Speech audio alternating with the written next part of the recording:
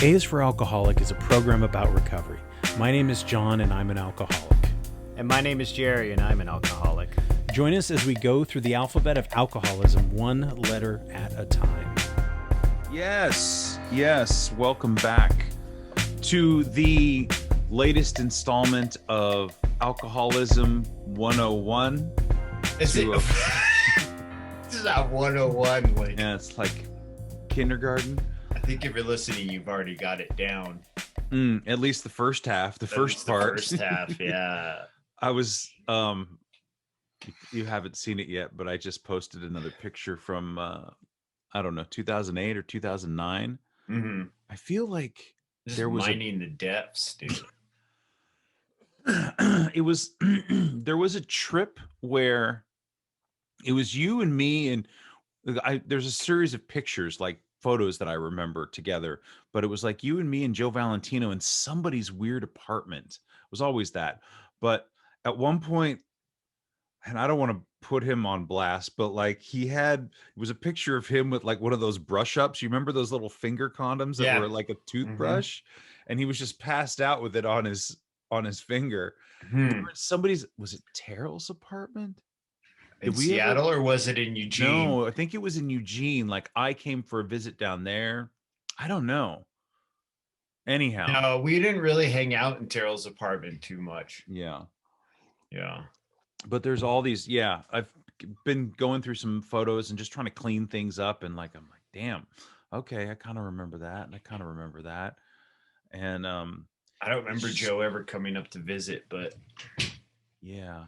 No, I think it must have been Eugene then, because he never came to visit in Seattle, I don't think, but he definitely would come. I don't know how old it was. Could have been Angelica's place too. Yeah. I know there was a cross on the wall. Or it could have been it could have been my old place when I was living with my ex-girlfriend Stephanie. Maybe. I mean, it's just the picture of the two of us with no shirts on. Yeah, that was my house. That was when I lived with Steph. Yeah, okay. Joe had that big old beard. Yeah. Okay. Yes. So it's just a trip to me. Like, I spent a lot of time thinking, and like there was this whole other life, right? I mean, it's just weird that was me, that was you. Look at that. What you got? A haircut. No, nothing. Didn't you just get a haircut? Yeah, she kind of.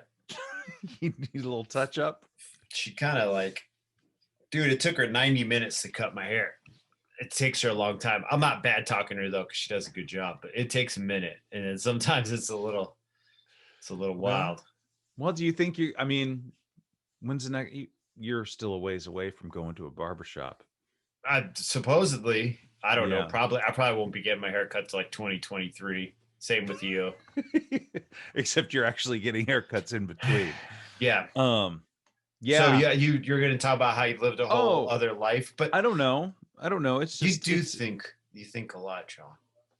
Because we all lived all other lives. I mean, even non-alcoholics listening to this are like, man, I'm living in a completely different, unless you're doing the exact same thing. Is that my idea of what normal people do? But also, like, I'm kind of a normal person, except for the fact that I was like a raging alcoholic. Mm-hmm. But I wasn't even that raging alcoholic. I was just a fucking mess. And then I decided to not be a mess and then work a program. It's weird, right? But yeah, you did. It was a whole other life now. You've got this, your change, your metamorphosis is enormous. Thank you. I mean, it's just this sort of, when I look back on the things that were acceptable, and that's just the way it is. And it was a lot of in this picture, obviously we're both shirtless, and I'm just thinking, in my head, there wasn't a lot of thought behind the photo. It was just like, we're shirtless and kind of you reaching in to pretend to like lick my nipple, right? I was just like, hey, we're gross. How gross and obnoxious people can we be? But I don't think there was much thought in it. It was just that was our oeuvre, was how drunk and gross can we be, how obnoxious. And but I can still be gross as a sober person though.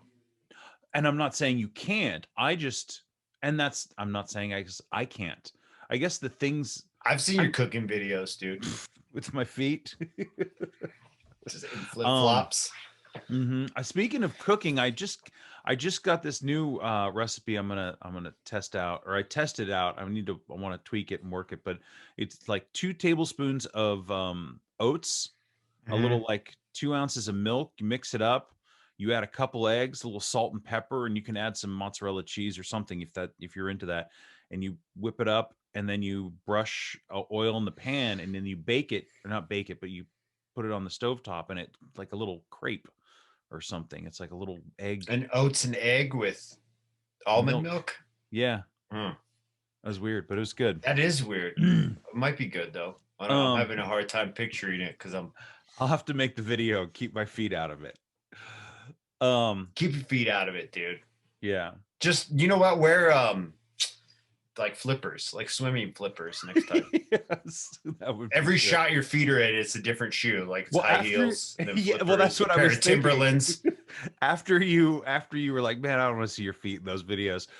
And I was like, what if I just did gratuitous shots of me with different shoes on? Yeah, a pair of boots, a pair of high heels. Yeah, some floor shimes. Well, because like, look at my oat and red bean casserole with, you know, nutritional yeast on it, like cooking like a hippie. Dirty feet. Yeah. And I was like, man, I'm not going to eat that. I think you are still traumatized from that tattoo. Yeah. On the bottom of my foot, but probably. So yeah, just things like that. I was just something that occurred to me. I mean, it's something that always occurs to me that I'm constantly thinking about, and I'm overthinking things. And but it was just a whole different way of being, and I'm just weirded out by like, okay, that's how I used to think. Like, wake up in the morning, and how are we gonna fucking party? Like, you know, I'd be hungover and maybe I had to go to work, but at some point in my brain out there in the future was, when am I going to drink again? And that was this, I mean, I don't know if that's hyperbole to say that, but that was the sole motivator for the day on some level. Well, I have to go to work to make money. I have to eat so I can, you know, get fuel. I have to take care of my minimal amount of responsibilities. Yeah. So I can drink. Yeah. I don't know. And I just don't think that way anymore. No. Well, we wouldn't be doing this podcast if you did. Yes. But yeah, so I think too, what I wanted to talk to you about was among many things, but the sort of inflated sense of self-esteem that comes with alcohol. Well, yeah. And if you, in your mind, when you were drinking and there was, you know, obviously you give off this vibe of the bravado and like being, you know, big and, you know, puff up your chest or whatever. But we've also talked about like the insecurity on the inside. And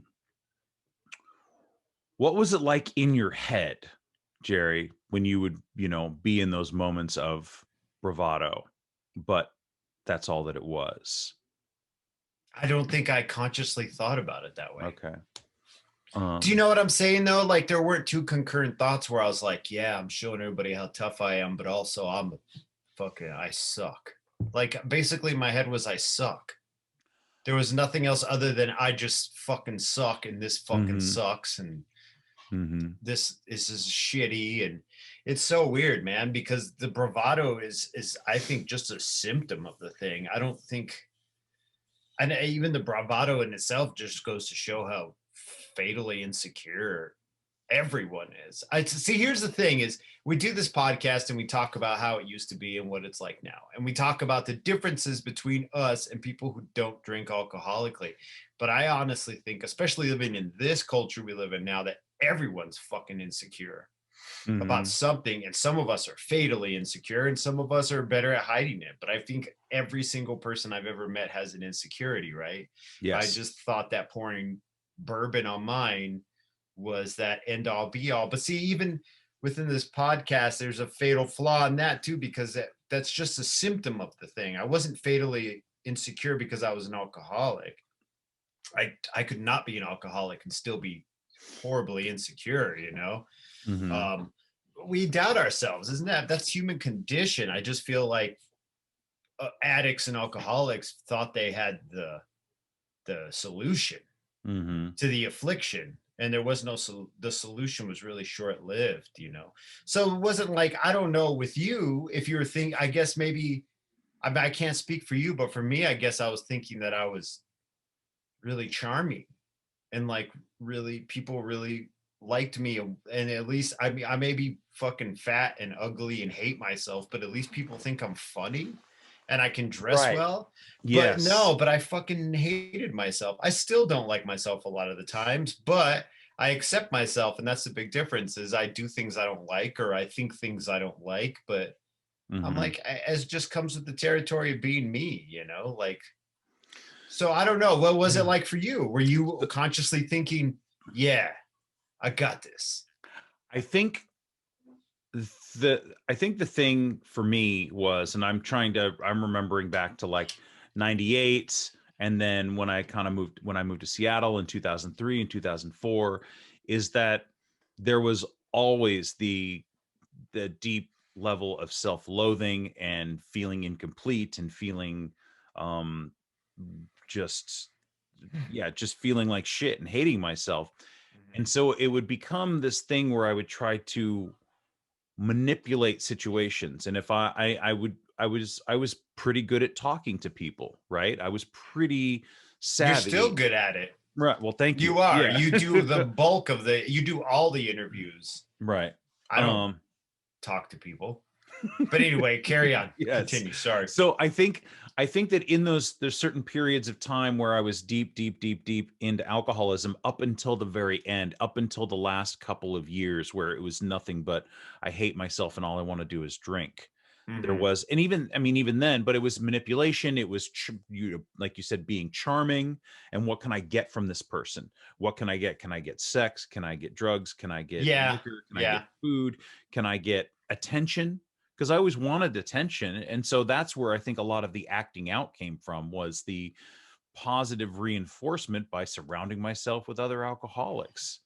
Thankfully, the few that I still know today that are still friends, you included, there were other things in common, because there were lots of people that I drank with that I was like, the only reason that we're hanging out right now is because I have beer or you have booze, or do you know what I mean? I mean, you've had those relationships with people where you're just like, I don't fucking like this person, but they've got liquor. So, or they're willing to pay for drinks, or right, exactly. Or they're willing to just drink with me, so I'm not all alone. There was a lot of that too. So for me, it was always there was often, and a lot of times, unconscious strategy to how I was going to do this, and who I was going to talk to next, and maybe this girl would talk to me, but ultimately it was like, I don't give a fuck. I'm just going to drink because that's what I really wanted to do. I mean, so many times I keep thinking about us going out. Now, you, for the majority of it, were either in a relationship or ultimately married, right? So in a relationship of some kind. But there would be moments where I would have opportunity to just talk to women, not even like there was nothing there. And I would dismiss them because it's like, I just want to sit here and get fucked up, because that's the tough, I don't know, drunk thing to do. That's the cool thing to do. That was like your replacement for your inflated sense of masculinity, or inflating your sense of masculinity. So like no time for lady stuff. No, exactly, which is weird. No time for lady stuff. I'm drinking a Frangelico and fucking basically, because chartreuse. I might have to like pay attention to somebody else. I might have to quit drinking. And I was like, well, that's not going to happen tonight. Right. But that's the whole self-absorbed aspect of it, which once again, I feel like we sit in the rooms and talk about how we're so self-absorbed, but I feel like everybody's fucking self-absorbed. You don't have to be an alcoholic to be self-absorbed. All you have to do is be self-aware. So I think there's some misnomers we tell ourselves, and I think there's some injustices.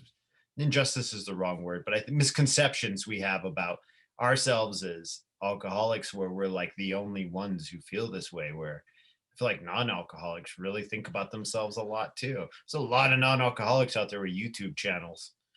Do you know what I mean? Who are fucking trying to trying to inflate their sense of being, which also stems from insecurity. You know, where I honestly feel like we're raised in a culture that doesn't encourage people to like love themselves. You know, I really feel like, and I don't know if there's any culture, I think it's just part of the human condition, but especially in the United States, there's no fucking love yourself here. There's like, get it done, rise and grind. Every day is the hustle. It's in service of capitalism, which is not related to alcoholism, but is in some ways. I'd say it's a symptom of it. But that being said, for me to be like, oh, all I ever do is think about myself because I'm an alcoholic. Bullshit. I'm a fucking narcissist. That's why I think about myself, or I have hints of narcissism, you know. That it's a human condition ultimately. Yes, and very much so. Yes, and yes. that and a societal condition. And a societal condition. So it's structural and it's individual. Right. We just show it a little more. We're just a little more. We got more pizzazz on it. Put a little more puke on it, you know. Just rub a little puke on it. Rub a little barf on it. There's a little like bartender guy polishing a glass in my head, and he's just waiting for me to order a drink. You know, like there's that little spits in the switch glass in my brain. God, that's disgusting. That's like the difference. You know what I mean? Sure, and we do. Everybody's trying to sell everybody something else, and they are. You know, as I am. Hell, I got t-shirts for sale, Jerry, right? Like I made those I got one. I was gonna wear it today, but it's too cold, so I'll wear it next week. But you know, I love how Coda ordered the V-neck. It looks a little weird. I mean, our whole last podcast was us talking about Coda, but then I got a picture of him with fingerless gloves and a V-neck. Like fingerless gloves are coming back, Jerry. Are they? I don't know. Maybe. Huh. You're like bringing them back. Yeah, I'm bringing them back. I like wearing them out there when I'm running. I can just stop and do some push-ups. Look like Bebop and Rocksteady from the fucking Ninja Turtles. Yes, dude. Maybe we'll be able to get Halloween together. So yeah, like, and that's a big problem. Like, okay. So let's briefly talk about consumerism and alcoholism together, capitalism, consumerism, alcoholism together. And I think that, you know, when I'm like trying to sell these t-shirts, which, you know, sure, I'll put the link in the bio, but I also know that there's more to life than just selling each other shit on the internet. Right.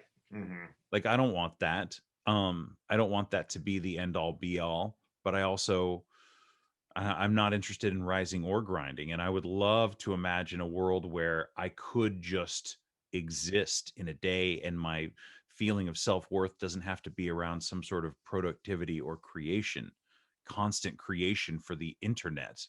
Like, that seems insane. And you are constantly creating for the internet. So yeah, I've been thinking about like, I want to go on some sort of retreat. I want to do like a 7-day, like just fucking turn it all off and disappear. But alcoholism in this country and in our culture is yes, me. How can I be better? How can I do better? Well, you know, what feels good, what looks good, what's hot, what's sexy, have a beer, have some vodka, you know, sell. And it's insanity. And I hate to, like, as somebody who worked in the bar industry, somebody who was a bartender for a long time, like, there was a lot of fun in there, and there was, like, you know, good times and shiny, pretty bottles, but not everybody can handle it in the same way. And the more that I look into it, and I'm like, it's such bullshit. It's such a lie. And I don't want to like blame anybody, because I know that that's not going to help me, but like, it's just fucking vodka. Like, it's not a lifestyle. Do you know what I mean? Yeah. And they're trying to sell me a lifestyle. And it becomes a lifestyle. It just becomes, depending on your personality, becomes a pretty difficult, hard to maintain, damaging lifestyle, depending on your personality. And then you'd think the booze would just sell itself. Do you know what I mean? Like, hey, this makes you feel different than you're already feeling. Yeah. But no, yeah, there's got to be, I mean, we've talked about that before too, about the whole glitz and glamour and false, you know, all that fake shit in it. You know, I love that we start getting into the capitalism thing, and there's one dude who's just like, man, these guys are fucking being all leftist now. Maybe Leftists you know what? Talking about alcoholism. Maybe I'm going over to fucking Tucker Carlson's alcoholic podcast. I wonder, like, I don't know, man. I mean, it's again, and I've said this before, I would be happy to help anybody or talk to anybody who didn't share my political beliefs on the subject of alcoholism, or if somebody was hurting or in pain, I would be like, hey, I'd be happy to help you. I just feel like for me and the life that I've led and the experiences I've had, the buy, work, drink doesn't work anymore. I'm not interested in that. Right. And it doesn't excite me to make money. You're reckoning, you know, you had that aha moment where you're like, man, I don't need to buy all this shit. I had this conversation with my dad the other day about this, and he told me that he's like, no offense, but you're one of the most what did he say to me? It wasn't an offensive thing though. My dad always says no offense to things that are not offensive. But he said I was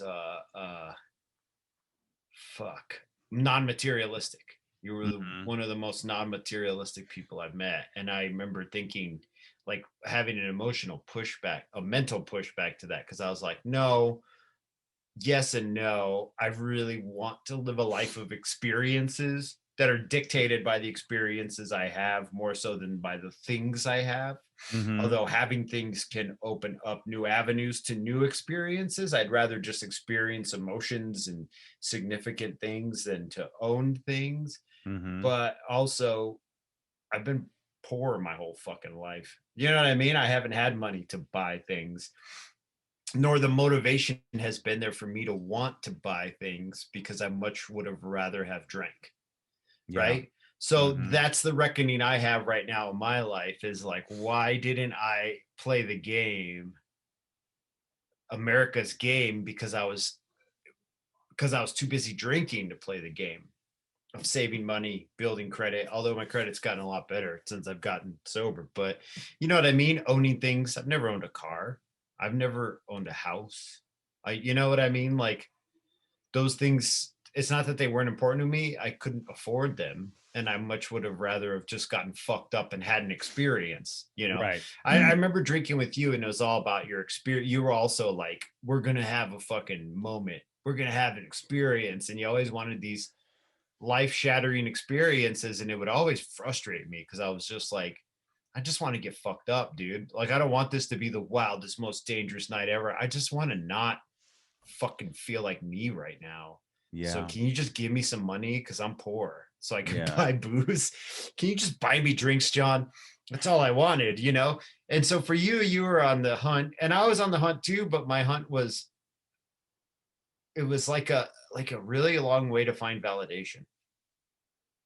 That's all I wanted. I think you're the same though, but in different ways. I wanted validation. Like, if a woman, I was thinking about this the other day too, when I was running, my relationships with women were never really, with the exception of like my wife, were never really, and I'm not just saying that as a caveat, like if she listens later and she's like, son of a bitch, but like, that's the only real true one I could say I had, that like, it was reciprocal, because everything else was conditional. It was, how much do you like me will dictate how attracted I am to you. Yeah. You know what I mean? Like, complex. We can have nothing in common, but if you really fucking like me, then I really like you back. Like, if you really want to do things for me, then I'm going to kick it with you, even though I can't stand talking to you, or you and I are just fundamentally different types of people. If you want to give me something, do something for me, or just give me love, just make me feel like I'm fucking cool, then I'm going to kick it with you. That was like, so when you had mentioned earlier, I was always in relationships, I was always with someone who thought I was way cooler than I really was, or just, you know what I mean? It's hard to explain, but I think this podcast is more about the conditional aspect of I thought you were way cooler than you really were. I mean, I really was. I was like a fucking sad guy. I'm still sad. I'm always sad. It's just part of my condition. I still appreciate things though. And I appreciate things a lot more, but the sadness I feel actually is more profound. It's a deeper sadness now than I felt when I was drunk. It was all surface when I was drunk. I was like, well, I'll just fucking kill myself. but I don't have enough balls to kill myself. So here I am. I'm in the Right. loop. Yeah, because suicide was constantly on my mind when I was drinking, but I just couldn't do it. And Right. now the sadness is, no, I'm not, I don't think about it like that anymore, because I know that I don't want to die that way. I want to experience more things. I want to Mhm. gather experiences the way other people gather items and products and things. I want to gather these experiences, Yeah, I'm not going to get on a plane and fly anywhere, but I want to experience emotions untethered, So yeah, so my sadness is far more profound than it was before, but it also has more meaning to it, Mhm. Yeah. Sure. I think when I hear you say things like, I don't want to have this big epic night and I just want to not feel like myself. And Yeah. it's sad. That's We were why just we're here, buddy. we never had the capacity to have that conversation for you to say, I don't like who I am and I just want to change my feeling at Well, that no, moment, but right? that's also societal as well. I can't Mhm. blame that all on the alcohol. See, we come here and we do this for an hour every week, and our focus is always like the booze did it, but it's not just the booze. It's so fucking complex. Mhm. And now that I'm hitting this later on period of my sobriety or my recovery or whatever you want to call it, like I start realizing this is just daily maintenance. When I can look back and go, oh, I did all these things, but I didn't just do it because of the booze. Like I'm not one note. My only note isn't like, how am I going to get drunk today? Yes, I would like very much to get drunk today. And once I start drinking, I cannot stop drinking. Right. But I also know that my motivations weren't just because of or in service to alcohol. Do you know what I mean? Like I just Right. wasn't this machine that just fucking drank all the time. That's all I wanted. Like I wanted the effect of what alcohol could do because I thought it could enhance what was happening. But you're right. But I also feel like you wanted to have these giant experiences because you didn't want to feel like you anymore. Do you know Yes, what I'm saying? I was Like bored. I had a fucking, bored. Yeah. monotonous job that I hated, regardless of whatever it was. I hated it. And so the excitement of being out and anything could happen and fucking meeting weird people and drinking strange drinks and going out with my friends and feeling like some level of camaraderie or how we were the coolest ones in the room. I remember having Right. that thought a lot. Like, But we were damn. dudes in thrift store clothes who were hella overweight and had bad heartburn and had yellow fingers from cigarettes. There's nothing Mhm. fucking cool about it. It was Yeah. just, yeah, it just was what it was. Yeah. Yeah.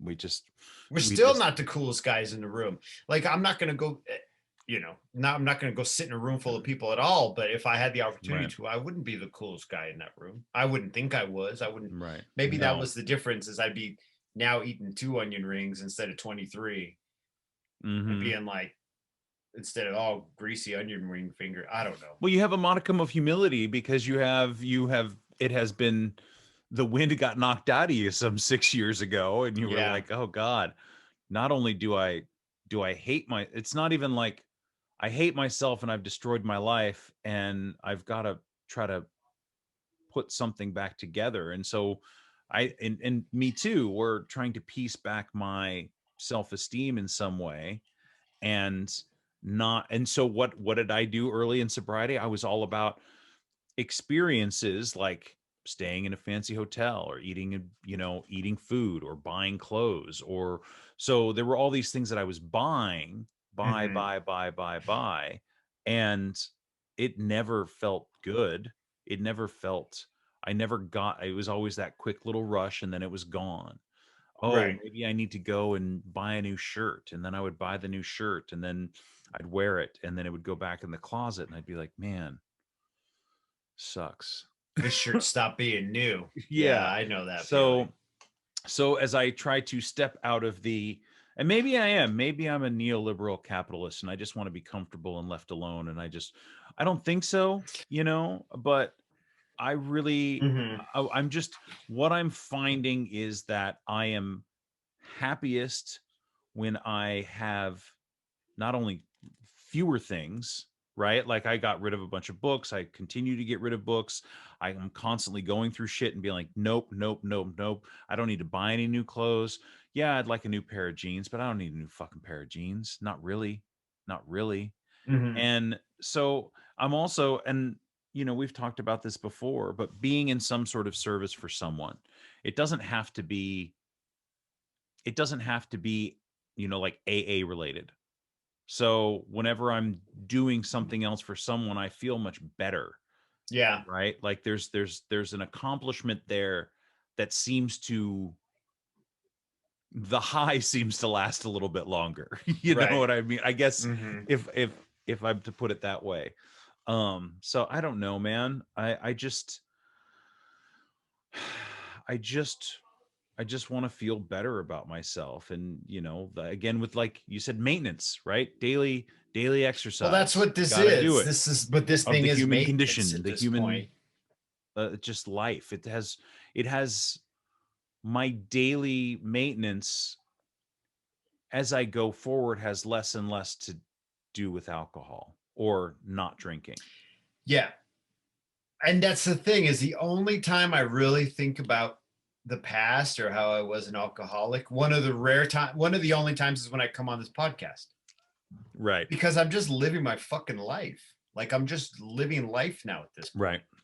Like, there's shit that needs to get done. Like, the school wants to open back up, and they're going to, because we're in Arizona and they don't give a fuck. So they're going to throw all the kids in a classroom together with no social distancing, even though this pandemic hasn't even been figured out yet. Yeah. So I've got to homeschool my kid now. That's part of my life. Like you asked earlier before the pod, how's the house thing going? Like, I have to consider that and think about that. My wife and her real estate and all that shit, and us just getting out of this room. Like, I sleep on a cot in this room every night. Like, I don't have time to sit down and go, God, I was such an alcoholic. No, I don't give a fuck about that Jerry anymore. I don't. That Jerry is done. He's the sum of me, and I'm grateful. I look at him and I'm not mad at him. I look at him and I go, thanks, dude, because without you, I wouldn't be here. So yeah. So you send me those old pictures and I go, yeah, that's funny. I was a total piece of shit, but thank God I was a piece of shit, because now I don't have to be one anymore, So to me, it's like maintenance. And I have nothing against the podcast. I'm just saying, like, this my interactions with you and me doing this are the times I think about the past, other than like minor conversations I have with my parents, or when I talk about my finances with my parents, Right. Yeah. Because at this point, I'm like, what's the fucking point? Like, the only point is to remember so I do not repeat the same mistake again. That's it. That's the only service that pays me now at this point.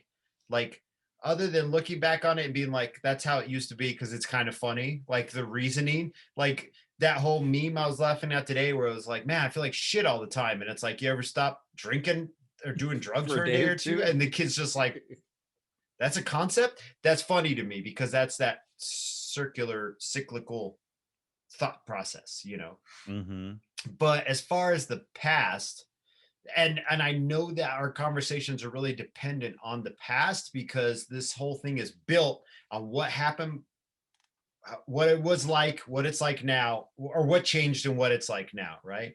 So this is what it was like, and this is what changed, and what it is now is like, I'm almost fucking 50 years old and I sleep on a cot, so I got to fix that.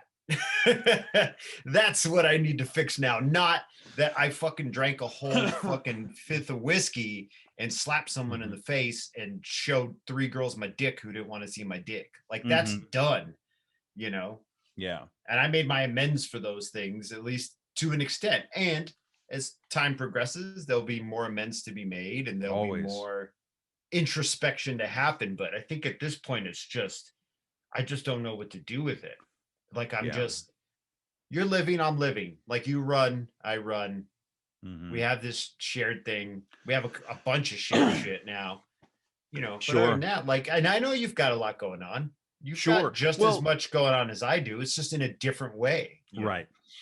And we've discussed that before. And I know that sometimes I can be, and I don't say this, you know me, I don't say this with any sort of like, I don't say this with any sort of like, I'm not being full of myself, but I guess I tend to be the more introspective of the two of us.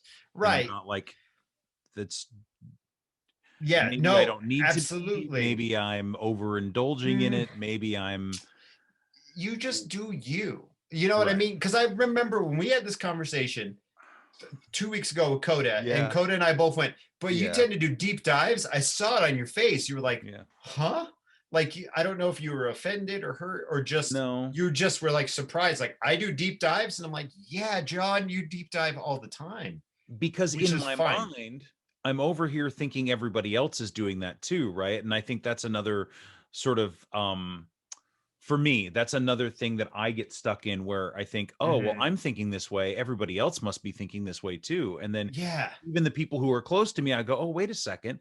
That's not how everybody fucking thinks. You can't make that assumption. So I ask you questions, or I will send you a text message or whatever it is, thinking that you are thinking the same thing. And you're like, yeah, I mean, whatever that a couple pictures ago I posted up, and you were like, and I had this long list of, this long diatribe about, my mindset at the time. And you're like, I see a couple of fat drunk guys being fat drunk guys. And right. Like, oh, okay. Because you really peel the onion off and look at it and go, what was I doing? And that's great. That's your own form. Sure. And I just look at it and go, look at these two fucking idiots. Yeah.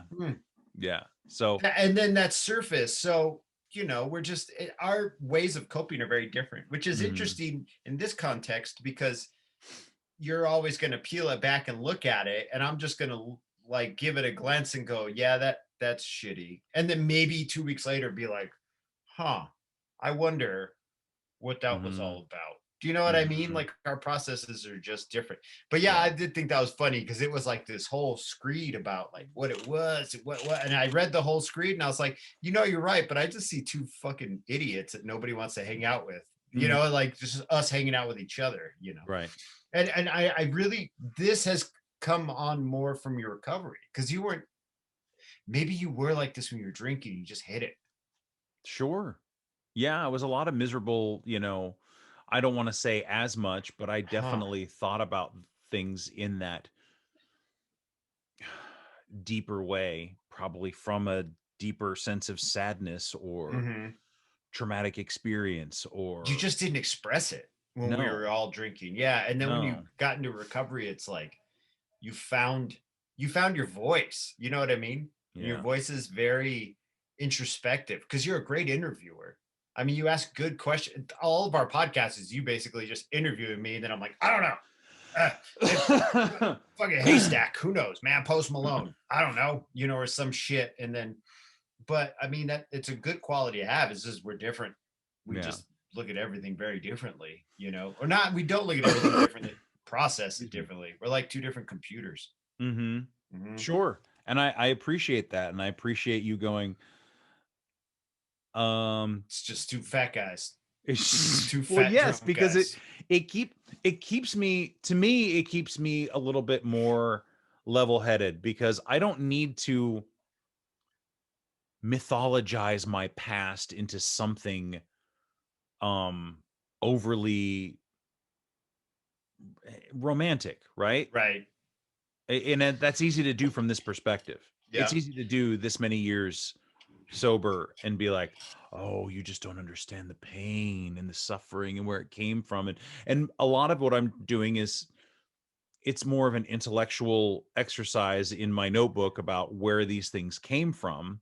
But then what happens when we post something on social media, it becomes performative, and then the emotions come out and we want to reach people, and and we all do it. That's yeah, I absolutely sit down and I'm like, here's a painting now. Here are my thoughts about the pandemic or whatever. And because that's what I'm thinking in the moment. You know what I mean? Yeah. So it's good for me to, take it down a notch and go, okay, you've done your deep dive and come to some realizations, and some I've been able to really, really, really process some things that I didn't think I would be capable of letting go. Yeah. So, but it's also like, yeah, it's just a couple of drunk guys. It is what it is. It's just like looking at a piece of art. Yeah. You look at a Monet and you're like, but wow, look at all these tiny dots making this giant painting. It's beautiful. And it means this and that. And some guy's like, yeah, it's a bunch of people at a lake. Yeah. Cool. Right. Yeah. My mom, I talked to my mom the other night, and she said The one, I don't know which picture she was referring to, but Mhm. she's like, I saw one of those old pictures you posted, and both you and Jerry looked really sad. And I We're was like, sad. so I mean, it was there, it was on the faces. It wasn't, we were not hiding it all that well We all the were both time. Pagliacci, dude. We were both Pagliacci, dude. He was the clown, You don't know that right? joke where the depressed guy goes into the barber and says, "I'm so sad, I'm depressed, I don't know what to do." And the barber says, "Hey, the world famous clown Pagliacci is going to be in town tonight." And the dude's like, "I am Pagliacci." Yes, I am Yeah, Pagliacci. right. Because we're both like, but on the inside, I'm just like, "Fuck, this sucks." There was a song, that song "Slow Night," that was on the Factotum soundtrack. Okay. When Matt Dillon played Bukowski, which I thought was Mhm. weird as fuck because Matt Yeah. Dillon, and that's like, yeah, that'd be like Tom Hardy playing Hunter S. Thompson. You know what I mean? Like, it doesn't make any sense. This pretty guy playing Bukowski who looked like 10 yards of shit on a fucking dirt road. But anyway, there's a song called Slow Night on it. And I was obsessed with it because she just kept saying, nothing really matters. Every day is just the same. And that's how I always felt. Nothing fucking mattered because every day was the same. It was just the same. And every day still is the same, but there's differences now. I'm aware. I can tactilely touch the differences. Today, my daughter is 11. Do you know what I mean? Or whatever it is. Or today, Megan did this, and has some tiny significance. It's a little ripple that goes through. Where before it was just like, wake up, go to the tattoo shop, get my feelings hurt, tattoo, eat a shitty lunch, send my counter guy out for bourbon, drink the fucking bourbon, go to the bar, try to find someone to fuck. No one wants to fuck. All right, take a cab home drunk. You know what I mean? Eat a hamburger, go to bed. Then every once in a while, someone would want to have sex with me, and I'd be like, "Yeah, I'm killing it at life," and then wake up next day hungover or do whatever. Some dude who's drank a whole fifth of bourbon is going to do with a lady, which is not much, which is going to be like, yo, I'm too fucked up to have sex, so I'm going to go to sleep now. Yeah. Yeah. Yeah. Yeah. So many awful. Yeah. I know, right? I'm going through the sex pod. Yeah. I don't know. Yeah. The sex podcast is it's probably never going to happen. Yeah. It's far off. I don't know. What is it? What do drunks do in bed? You like either apologize. Yeah, exactly. Like, yo, can't get a boner. Boom, you know. Or yo, did too much coke. Now I'm gonna talk the whole time and just ruin something really rad. Way to go. Yeah. Right. There were more than I can count. I mean, I don't say that, and that doesn't come out right. But there just were bragging. There like, I had the limpest dick in the county. More than I'd like to admit. There were really awful, uncomfortable experiences. Old calamari Staley, they used to call me. Fucking drunk and trying to talk to women, and and even them coming home with me, and like nothing happening or nothing being able to happen, or just really awkward stuff, or leaving immediately after either like her or me. Yeah, it's just so really cringy. But that is also, that's part of the game. You know, if you're going to be out there fucking hustling, doing the bar scene, you know, that's part of the fucking game. It's just part of the thing, you know? Yeah, I can't even. I mean, the pandemic has definitely put a kibosh on that. People are having a lot less sex. Dude. Everybody's going to the fucking bars in Arizona. It's like, doesn't exist. California is now going to be doing their indoor dining has come back. And so this shit's not done yet. It's not over. Why do we keep thinking it's like, are we like, oh, well, today's been 1 year actually since I've been in lockdown. I have not been a professional tattoo artist for a whole year. Yeah. Yeah. Well, I'll be waiting tables indoors next week. I mean, I love you, man. I hope you get that vaccine, buddy. I'm working on it. I've got a couple leads. I'm checking them. I have been fine thus far. I have been extraordinarily fortunate, not only in the geography, but you know, in everything that I have been able to do and done, and I've been healthy. So I'm just gonna go with God. You know, I don't know what else to say. And it's just, and again, I don't want to poo-poo the capitalism, but it's, I have a job that won't take any responsibility for my illnesses, never has. They wouldn't be able to function as a business if they tried to give us health care. Like, I don't blame them. It's part of a larger problem of not taking care of people. So right, whatever. I mean, I don't know what else to do. I told my boss, I said, look, I know you're going to be doing indoor and outdoor dining, and I know there's some people who are far more comfortable with the indoor dining. I'm not one of those people. So I'm happy to do my rotation or whatever. And I'm more thinking about, like, I woke up last night thinking about the conversations I'm going to have with guests. And it kind of makes me laugh, but at the same time, it's like, my job is to put you at ease. But at the same time, people will say, well, how are you doing? I'm like, I'm not doing well. I'm waiting tables in a fucking pandemic. How the fuck do you think I'm doing? I'm not even supposed to be here. None of us are supposed to be here. We're not done yet, but you want your fucking calamari, so have a seat there. Yeah. So it's like, what do you want me to say? That they haven't upgraded the HVAC here. The ventilation system is not different. I can sit here and ramble off about the whole fucking thing. So, which has nothing to do with. Well, I guess it does have to do with drink, because it's enough to drive a man to drink. Well, and that's the thing, is I was like, well, what am I going to tell these people? There's a whole level of anxiety and stress that I'm working on right now. But if you'd like to talk about tonight's special, we can do that. So you don't want to hear what I really feel. So you just say fine and smile. And then you say, tonight it'll be a nice warm halibut with some braised fucking hazelnuts or whatever. Sounds good. Yeah. Yeah. So, I mean, I don't know. I don't know how I'm going to feel in the moment. It depends. But I'm sorry, man. It's okay. Yeah, I don't ever think about that, like I don't. It's just, and so all of the numbers have gone down to where they're doing. We have 10% of the entire state, or 12% of the entire state is vaccinated. It's moving along, but you're right. It's not done. It's not done. So let the numbers go down and let's flatten that shit out, dude. But no, they're like, yo, we got to get this capitalism running. State's falling apart because there's no safety yet we paid thousands of dollars into the system. And I mean, there's plenty of people who like to roast Californians, and to them, I wish you well, and I hope that I genuinely do, like, that health stays with you and all that kind of shit. Like, I don't have time or space in my head to be angry anymore, Jerry. Like, I did it for like 4 fucking years. Gotta run it out. Gotta run it out. So just on the trail, crying your fucking eyes out like I do every once in a while. That's where it happens. Yeah. That's where it happens, on the trail, crying my eyes out. Listen to Florence and the Machine. That's what I do now. Listen to Florence and the Machine. What's that song of hers? I know that there's a couple of them. Dog Days Are Over. Thank you. That's the one. Yeah. That's my running song, dude. Anything with a stomp in it. It's really weird. I love songs with, like, there's that whole genre of stomp songs that they would like play at the beginning of like the country version of The Walking Dead. Do you know what I mean? Like, it's like stomp, clap, and I like some of those to run to. Yeah. I don't know. Your music you run to is pretty funny. I know now we're going down this rabbit hole, but yours is always like funk.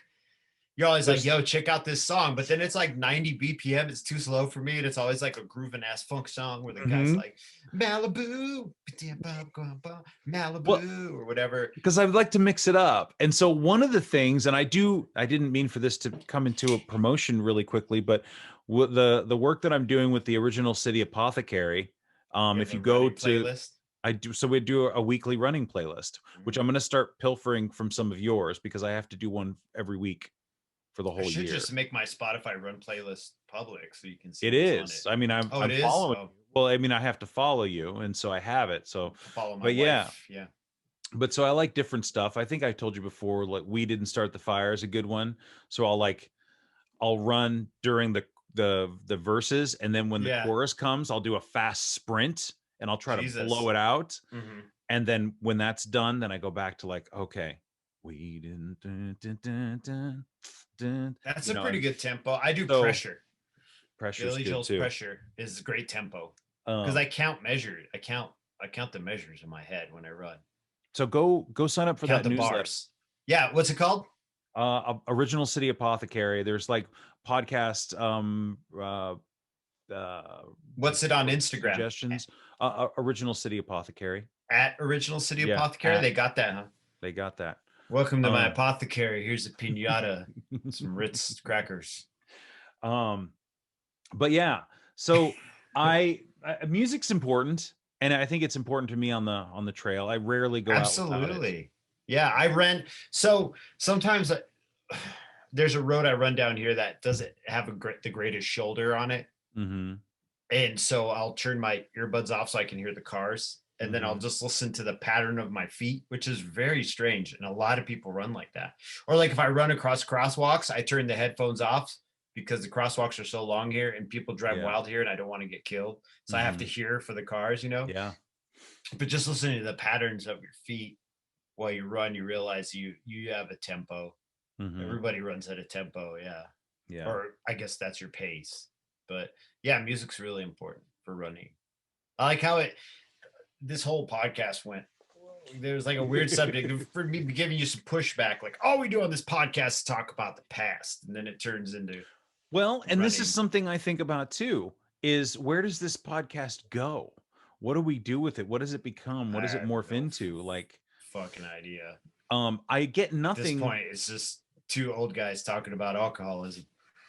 I get nothing but positive feedback from people so far. And I got another sweet message from somebody who was like, I could go on about, I really love what you do. I really appreciate it. And so, I mean, as long as that continues, unless somebody's like, you guys fucking suck, this is boring. Well, someone's always going to tell you suck is the fucking internet. You can post the most innocuous, you could post a hummingbird and someone will be like, that hummingbird whack. Fuck that hummingbird. Right. Trump 2020. You know what I mean? Like, fuck that hummingbird, MAGA. Yeah. You know, it's the internet. It's full of idiots. But people are generally idiots. So, I mean, I think about that and it's like, whatever. I just, again, I have to not worry about it. It's really not important. I think mostly I just try to come up with a couple of questions to ask you, and then I get you fired up, and then we just roll from there. Right. And my mind is like, yeah. And I just spend a few hours being in a bad mood because I have to do it, and then I finish it, and then I'm like, yeah, that's done. That's cool. Right on. Yeah. Feel like less of a bad mood. Right. But yeah, I'm always in some semblance of some type of cloud, my poor wife. But I think the overarching theme of today's show is that there's all these layers to being a human, and that alcoholism is just one of those layers. And and it just happens to be a layer that we have a little bit of experience with. Yeah. And recovery as well. It doesn't have to be, I mean, there's plenty of other podcasts where you can go and get help with the steps and things like that. And I don't know. But I mean, as far as the steps of the program are concerned, I've been so out of it for so long. I'm excited to get back into it again, but I've also I'm curious because me too. And I was going to this Zoom meeting every Sunday morning, and it's just with work at night, it just became extraordinarily difficult to be up and prepared, and not prepared. Right. I mean, you can roll into a Zoom meeting with nothing, but I don't know. I just want to be cognizant to be able to. You want to get the mess. You want to get like the input, and maybe I want to get the message. Yes. So, and that might be the problem here too, is why I'm so like, fuck this shit, because you're the only, other than my parents, you're the only other alcoholic I talk to. Mm-hmm. You know what I mean? And sometimes I like it that way though, because other alcoholics are a pain in the fucking ass. Because we're not horrible. Some of us are amazing, and some of us are mad annoying, and some of us are amazing and annoying at the same time. But that's also the human condition. Yes. Once again, I cannot subscribe as just alcoholics. It's not like normal people out there walking around being a pain in the ass, because they fucking absolutely are. Mm-hmm. So I don't know. I think I've been locked in a house for a year. That too. That is something. Everybody keeps giving each other COVID, and I'm like, stop, dude. I need to. I don't like people, but I want to watch them. Yeah. No, Jerry, I just say keep coming back. It works if you work it. It works if you work it, John. And I could go off on that, because I was just thinking all about this whole thing with the healthcare system, and the fact that the best program we have to treat addicts and alcoholics, or at least in my opinion, one of the best ones, is like a Christian-based program. And I'm like, damn, dog, like really, like, but it works though. So I don't want to dog the program because I love the program, but I'm also not Christian. Like I barely believe in God. You know what I mean? I actually don't believe in God. I believe in my bear, and that's it. You know, like I don't even. So I don't know. I feel like everything will get better eventually, hopefully, or it won't. Either will or won't. Everything's uncertain. Maybe that's my message for this podcast. Things are uncertain, but just try to enjoy the things that you can enjoy. Just make sure it's not a fucking Bud Light Lime. Right? Dude, my brother-in-law's got a garage full of fucking seltzers. That's like the new thing. That's what everybody's drinking, or seltzers. It looks gross. Yeah. Also, they're like 130 calories a piece. Right. How many cans you need to get drunk? I haven't had a drink in 6 years, so I could probably only drink 2 cans and get a buzz. But fuck, dude, for 260 calories, I could have had like a piece of cake. You're right. Yeah, exactly. Dude. It's so funny. So speaking of the healthcare system, and one of the things that's really unfortunate is that, you know, prevention is not oftentimes covered. No, fuck that. And I went to my doctor and I said something about, you know, can you give me a referral to go see a physical therapist? And like, not unless there's an injury. Right. And then, so I went to go see a nutritionist. And so I got to go see a nutritionist, and she said, well, at the weight you're at right now, so I'm a little bit overweight, right? Quote unquote. And she said, that's good. Because if you weren't, we couldn't see, you know, you couldn't come see me. But so I went and talked to her about, I know, right? Like, it's kind of fucked up. So we talked a little bit about my food and cravings and addictions, and she gave me some worksheets to take home about, you know, when do I binge, and, you know, then there's the line about when do I purge, and I said I don't purge, but I mean that's like some next level shit, right? So I just told her I was getting obsessed about counting calories and all this stuff, and like it just imploded on me, so on and so forth. And we had a really good conversation. She basically said, John, I talked to her about what I ate, because I went back the day before, and she said, you just need to eat more protein, and maybe, you know, write down your cravings. That's great advice, dude. That was basically, and I guess I'm literally just not eating any. I mean, you don't need a lot. You don't need as much as people say. Well, you're a vegetarian, right? Yeah. And so what's your protein source going to be? What does she tell you? Eggs and almond milk. But she sent me home with some vegan cheese. Oh, okay. What I got from the nutritionist. She's like, hang on a second, I think I've got something in the back. I like, she prescribed you some cheese? I got prescribed cheese because it's super high in protein. The vegan cheese is, right? Yeah. But it was just and some oat butter or something. She probably told you the protein cuts the cravings, huh? Yes. So I find that when I eat high protein breakfast, I crave a lot less during the day because my body's processing all that. Yeah. So it was like, oh, okay. And something occurred to me during all this. I'm eating, you know, I tried the cheese. It was all right.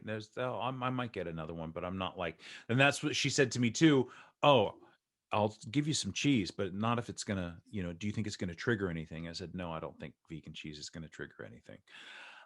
You ate the whole fucking block, didn't you? I didn't. No, I didn't.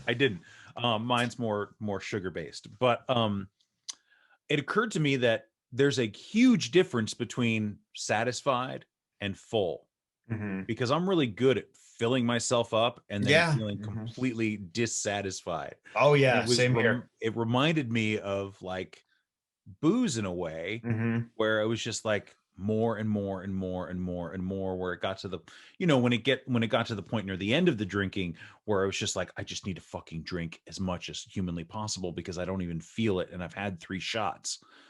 And so like it was just like being full and getting that allergic reaction and feeling bloated and like just wanting to be drunk, but I can't be drunk because I've already, I don't know, been drinking for 17 years. Cross that Rubicon. Yeah. Where you just like, I just want to black out and I can't. So, but it was like, oh, and that was kind of an epiphany. Like, are you full, or do you want to, you know, are you satisfied? Go for being satisfied. So that's going to require some modifications on my part. But because also what I would do is last summer when I was in the throes of the fucking early pandemic and dealing with the injuries and insults and everything else that was being thrown my way, as I would just eat sugar and fat. Somebody was insulting you early pandemic? Just in general insults, just the insults of life. I thought they were like, fuck you, Corona's your fault, you fucking duck lip motherfucker. And you're like, duck lipped? Duck lipped. I'm gonna eat some M&Ms about this. Exactly. And so, well, and then it was, it was a big, the dude at the fruit stand who always hooks me up, gave me a giant box of dates. And I was like, I don't need a fucking giant box of dates. That's kind of like legal candy, but they're 60 calories a piece. You start eating dates. You could have just thrown them away. It's true. You could have said, thanks, man, and taken 10 and just thrown the rest of them away. Right. Or put them in the toilet, and then you can't eat them at all. Right. They touch poop water. Yeah. So I do shit like that all the time, John. Throw food away? Oh, fuck yeah. Yeah. Yeah. Yeah. If I'm like being way too wild with it, and Megan's not around, she can't see me do it, I'll like pour a bag of chips in the trash. Not a whole bag, but like if there's a quarter left and I know I've been mashing them too hard, I'll just like toss them when she's not looking. Because I'm like, she's not going to eat this. I'm just going to keep eating this unhealthily. So I'll just throw it away. And you know what's funny is I did this with a couple of things at the beginning of March when I was like, no more sugar. So I threw away a couple of like half jars of peanut butter. Because what I was doing before is I wasn't sure how much peanut butter I had, and I wanted to make sure I had enough. So I'd buy another jar. So then I'd have 2 open jars of peanut butter. That crazy thinking, that alcoholic thinking. Right. So I threw it in the trash. But as I'm throwing it in the trash, I also have this mental picture of myself like coming home later and digging it out of the trash to eat. So I put it in the toilet. Bam, problem solved, man. Come on now. So, I mean, but it was just this, and I'm having these weird thoughts and those flashes of like, I'm fucking obsessed. Because you would take vodka bottles, all the empty ones, and pour all the bottom sips out of it into another bottle. Because I did that. So I know you've done that. Yeah. I know you've done it. So why would you not do it with something else? Peanut butter, which is, it's all, for both of us, it's all in here. Yeah. I throw shit away all the time. I have to. That's part of my problem is I'm just like, no, I can't. Yeah. But I do find myself eating lately, especially eating when I know I've gone over and I'm like still going. I'm just not binging, but I'm taking a spoonful of like ice cream being like, I've already gone over. Like, why am I still fucking around here? Which reminds me a little bit of my drinking, but that's okay. I'd much rather fucking gain a couple of pounds than be what I was before. And I always check it. Today was my extra day of running. I always add extra. I had a bunch of Chinese food yesterday. So today I'm like, you're going to run. You're going to run this morning to make up for it. Yeah. And my brother-in-law works out a lot too. So we kind of, I don't say we hold each other accountable, but we inspire each other. It's actually really cool because he'll like go work out and be like, yeah, feel better. He's like, you feel better from running? I'm like, I do, dude. And I'm glad I could talk to someone in the house about it, who understands what it feels like to feel better. Because Megan will work out for 10 minutes. Dude, my wife will work out for an hour and then come in the house and be like, you see my abs? And I'm like, no, you just worked out for 1 hour in 6 months. I do not see your abs. But then I'll be like, yeah, baby, your abs are really coming out. You look great. You look great. Or she'll do a bunch of squats and be like, you see that? My thighs? And I'm like, this is the first time I've ever seen you do squats in 12 years. Thighs look great. But yeah, I see your thighs. You look beautiful. You look great. Right. Yeah. Right.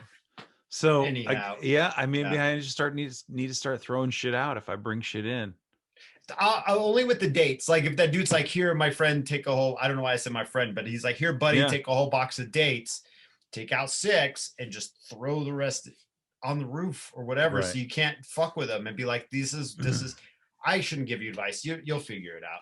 That's give you unsolicited advice. Cause you always say, I don't know how you do it. And I'm like, I just do it. Right. Like I'm not as disciplined. Like I fuck up. My wife had a little candy drawer here that was full of little tiny Kit Kat bars and little M&Ms or little Hershey Kisses.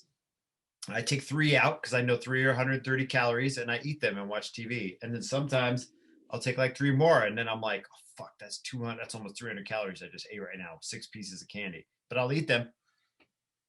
No, I appreciate it. And I'm glad that you said gained weight. Well, that's going to happen, right? We just know that as like a result of the action. To Tucson weighing 150, between 153 155, and now I'm up to 158. So I've gained about 5 pounds since I've moved here, but there's always food. So I think once I get into my own place and I can kind of control my portions a little better, I can get back down to where I need to be. But I'm still at a healthy weight for a man my age and height. Is 160 is a healthy weight. So yeah. Well, yeah.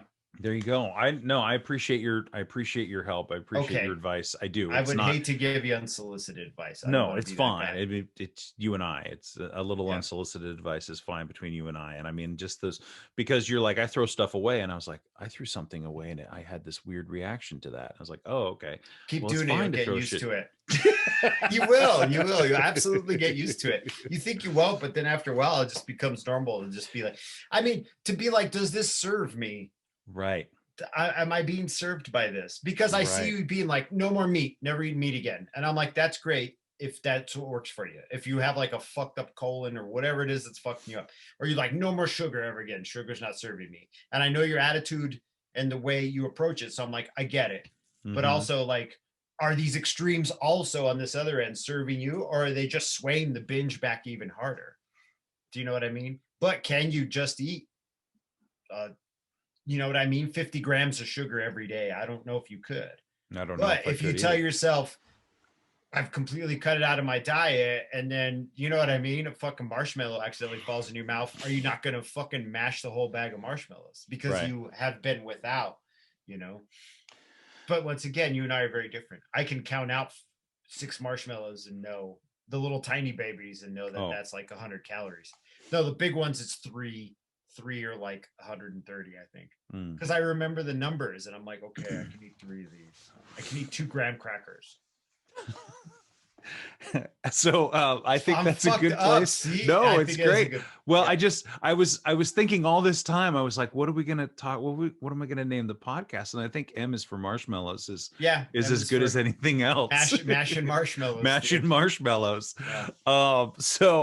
But it's a complex and layered thing, and I think that those complexities and those layers are not going away anytime soon. So no, we just have to manage them. Once again, like our fucking recovery, just got to manage it. Maintenance and management. And for those of you who are listening to this, and I'll post something, I guess this is going to come out, but next week we're going to do a book review of a book called Never Enough. Oh, thanks for telling me. Now I can start listening to it. I've got it on lockdown on my Audible. All right. No, Never Enough by Judith Grisel. And we'll probably be focusing mostly on the alcohol portion of it, because she talks about all the different drugs, and Jerry and I have experienced a few different drugs too, but it's really interesting. I'm almost done with it, so I think you'll like it more than it's more fascinating, right? Because last pod I was like, there's not enough ghosts in recovery books. Make me read these boring recovery books. I need more ghosts. Thanks again for listening. Our music, as always, is by Neglect. You can find more of his stuff at neglect.bandcamp.com. And you can find us on all social media platforms that matter: Instagram, Facebook, and Twitter. And you can reach us at aisforalcoholic@gmail.com. Talk to you later. Yeah.